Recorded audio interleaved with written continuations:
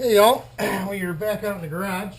Got a trip to see the surgeon tomorrow to get these staples out of my back and probably get a little bit more updated prognosis on what's going on.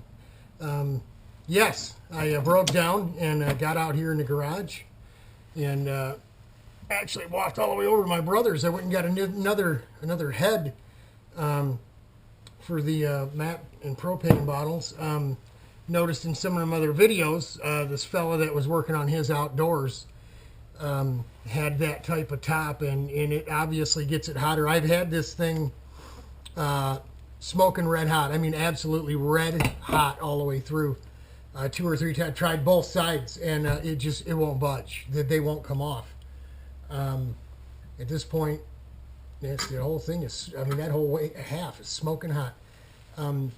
I don't know if maybe I need to put this thing in the freezer, and that's really the only other explanation I'm going to have for trying to get these things off myself. As you see here, it kind of blued and purpled it a little bit, so I think the idea of leaving the darn things on and just replacing the outer part of the bearing, even at this point, is maybe out of the question. We might have botched these things up. I don't want to have to try to cut these things off. It'll destroy the crank, and that crank that's a almost $1,000 crank. So I don't know what to do at this point. The methods that seem to have worked for everybody else are not working for us. Man, it's been driving me nuts the past couple of days, feeling a little bit better and moving around, getting around a little bit better. Wanting to get out here and get these bearing races off of here, get this crank and the parts boxed up and shipped off to John. Hitting him up before he takes off for Daytona. Talking to him, he's got one of the Andersons.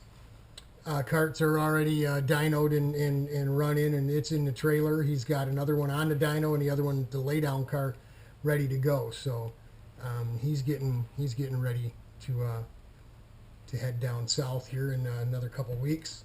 But we would really like to get this motor back together and all in one piece, so we don't have to deal with the engine anymore, as the doc releases us to go back to, probably some lightweight working. We're still another 4 weeks and no bending, lifting, twisting, any of that. So the site, the surgical site is healing up pretty good. I bled pretty bad the other night, and I think it had to do with feeling better, me swapping from side to side, rolling around in bed. I might have worked the skin on either side of the surgical site and broke something loose or something, because I overfilled the dressing, and then my back of my t-shirt that I slept in had a big old spot of blood. The bed had blood all over it. Pillows had blood. So since then it's been okay. I've just been sleeping on the lazy boy. That way there's no rolling back and forth. But it's touchy with the DDT in the leg and the PE. Being on the Xarelto, going back to Xarelto after being on a different blood thinner for a week after surgery. The doc says, you got to stay on the medication. So we're doing what we got to do. These things are just going to take time, right? And what's going to happen is this garage isn't insulated, as I've showed you in the videos from last year.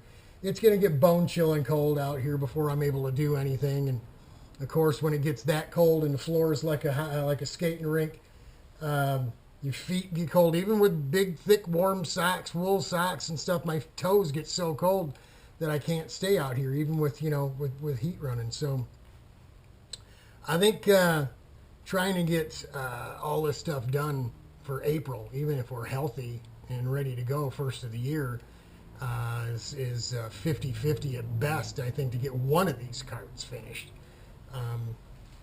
Man, I don't hope that that's the outcome, but we got to get past this damn crank here and see what happens. But That's it. That's the update for now, folks. We'll bring you some more as it comes. Fingers crossed we go to see the doc in the morning. God bless y'all.